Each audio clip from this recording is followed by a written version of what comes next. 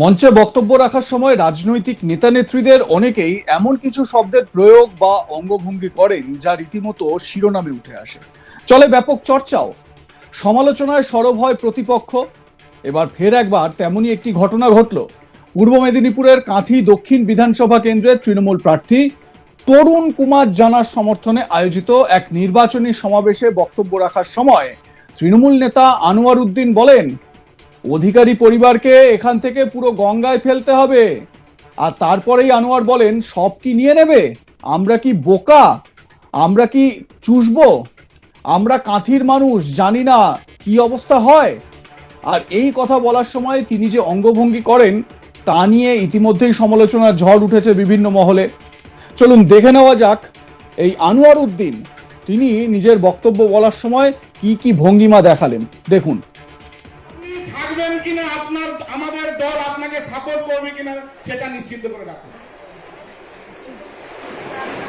এটা কিন্তু সরাসরি বলছি, কেউ কোনো গ্রুপ নয়, আমরা সবাই দিদির লোক। দক্ষিণ কাঁথিটা জিতলেই আমাদের অস্তিত্বটা থাকবে। দেখলেন তো মঞ্চ থেকে কিভাবে কথা বলছেন আনোয়ার উদ্দিন, আর তার ওই অঙ্গভঙ্গি ইতিমধ্যেই সমালোচিত হয়েছে বিভিন্ন মহলে। অন্যদিকে কাঁথি বিধানসভায় সমস্ত তৃণমূল কর্মীকে এক হয়ে লড়ার বার্তাই কার্যত দেন এই আনোয়ার উদ্দিন। তো কি বলেছেন তিনি, শুনুন তার বক্তব্য।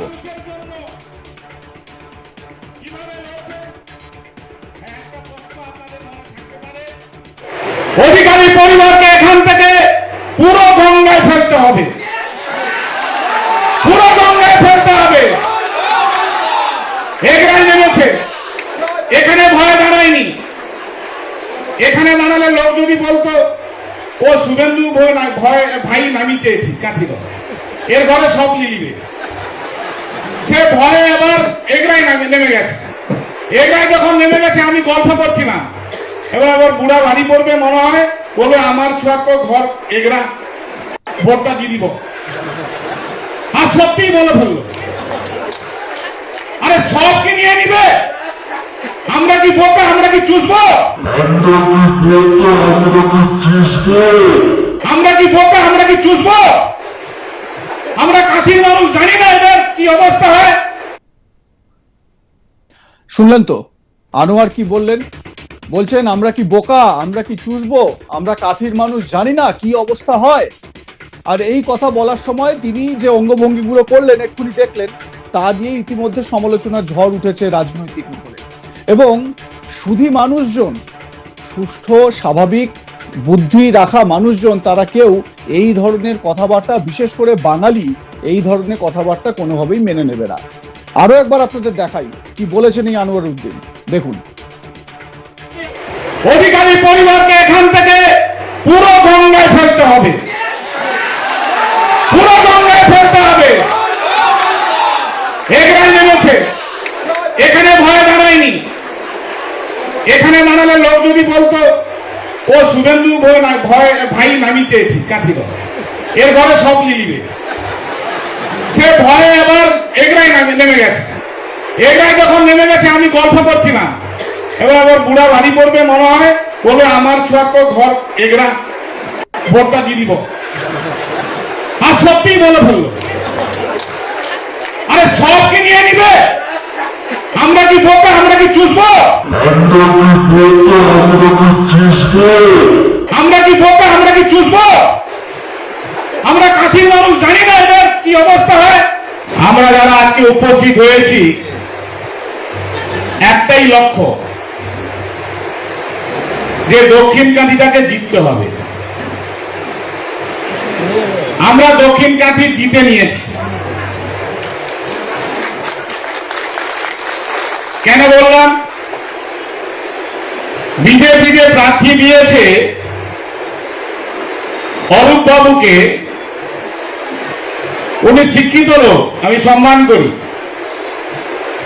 কিন্তু অকর্মণ্য, কোনো কাজ জানে না, কোনো কাজ করে না, কোনো এলাকায় দেখা যায় না। আপনি চায়ের দোকানে গিয়ে জিজ্ঞেস করবেন অরূপ বাবুকে চেনেন, বলবে না। কিন্তু যদি কেউ জিজ্ঞেস করবেন যে তরুণ কুমার জানাকে চেনেন, বলবে হ্যাঁ। এখানে আমরা জিতে গেছি, শুধু আপনাদের একটা কাজ করতে হবে। যারা আজ বুথ থেকে এসছেন, যে বুথের লিড হয়েছে সেই লিডটাকে বাড়াতে হবে,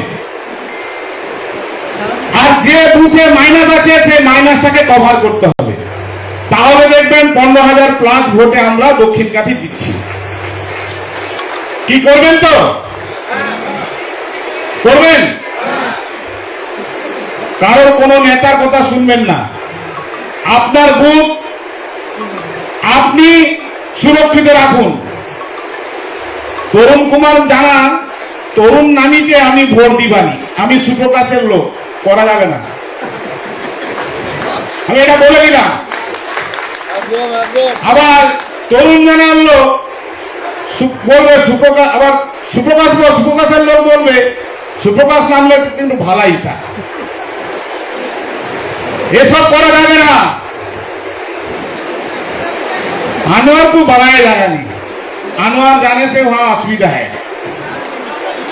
এসব করা যাবে না, যাবে না, যাবে না। নিজের অস্তিত্বটাকে বজায় রাখুন।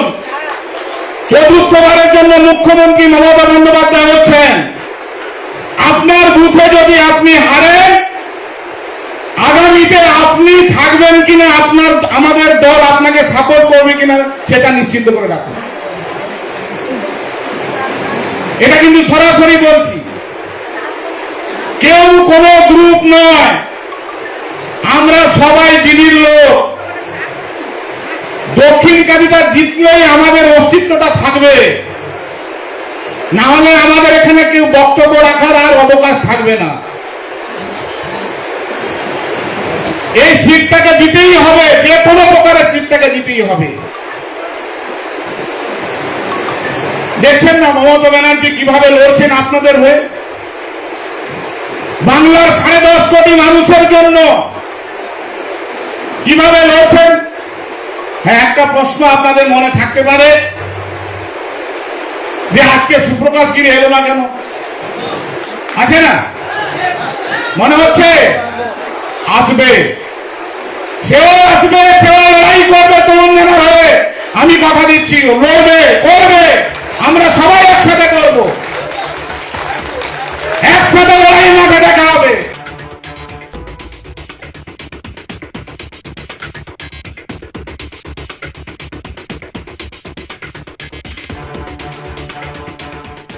লাইক কমেন্ট শেয়ার করে আপনাদের মতামত জানাতে ভুলবেন না। দেখতে থাকুন আজ তাক বাংলা, সাবস্ক্রাইব করুন আমাদের ইউটিউব চ্যানেলটি।